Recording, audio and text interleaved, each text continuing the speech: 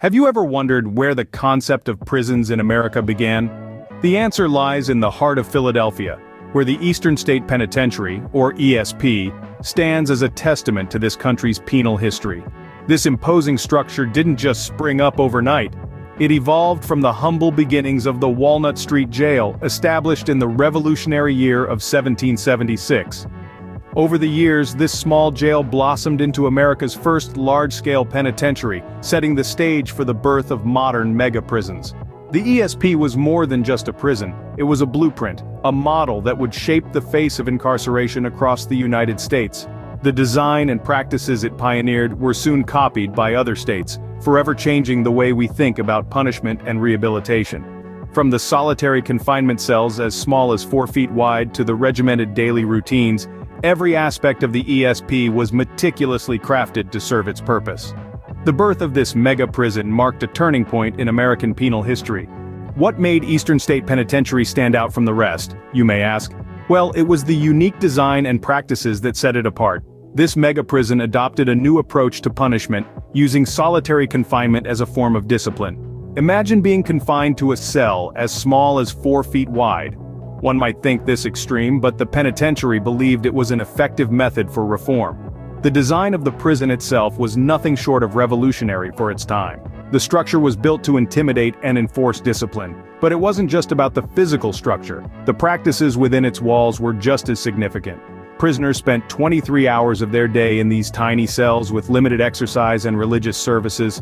What's more intriguing is that Eastern State Penitentiary became a blueprint for future prisons. Its structure and practices were so effective that they served as a model, influencing the design and operations of other penitentiaries across the country.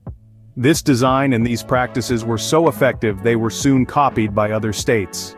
Do you know who was the first to experience the punitive measures of ESP? Let's turn back the pages of history to introduce Charles Williams, a man who etched his name in the annals of American penitentiary history, not by choice, but by circumstance. Charles was the first prisoner at Eastern State Penitentiary, sentenced to 2 long, grueling years for a crime as common as stealing. His life behind bars marked the beginning of an era, setting a precedent for many more to follow. Charles Williams was the first of many to face the harsh realities of this mega-prison. What was life like within the imposing walls of ESP, one may wonder? The daily existence of the prisoners was a constant exercise in solitude and labor. Inmates at the Eastern State Penitentiary, or ESP as it's often referred to, were subjected to a rigorous regime of confinement and work. The prisoners' day started and ended in their cells, which were as small as 4 feet wide. They were confined to these meager quarters for 23 hours each day. This extreme form of solitary confinement was a hallmark of ESP's penal philosophy. The belief was that solitude would lead to penitence, hence the term penitentiary. The 1 hour that prisoners were allowed out of their cells was hardly a reprieve. This was the time for exercise, but it was limited and strictly regulated. There were no team sports or recreational activities. Instead, exercise at ESP typically consisted of solitary walks in the prison yard, under the watchful eyes of the guards. Religious services were available, but again, these were conducted under a regime of strict control. Prisoners attended church in specially designed stalls that prevented them from seeing each other, reinforcing the sense of isolation. Work was another cornerstone of life at ESP. The prisoners were forced to labor, producing goods that were sold to support the prison. This was part of the penitentiary's self-sufficiency model. The work was often grueling and monotonous, ranging from shoemaking and weaving to blacksmithing and carpentry. Perhaps one of the harshest aspects of life at ESP was the restriction on access to reading or writing materials.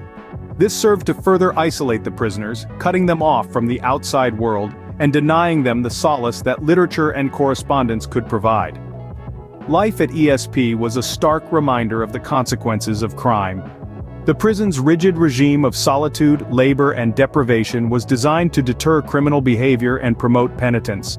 But it also served as a grim testament to the harsh realities of prison life in the early days of America's penal system. So, what can we take away from these fascinating facts about America's first mega-prison?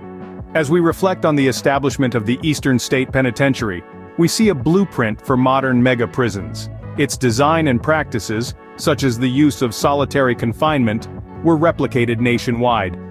The story of Charles Williams, the first prisoner, reminds us of the harsh realities faced by inmates. They were confined for almost the entire day, with limited access to exercise, religious services, and no reading or writing materials. The Eastern State Penitentiary was not just a prison, it was a symbol of a new era in American penal history.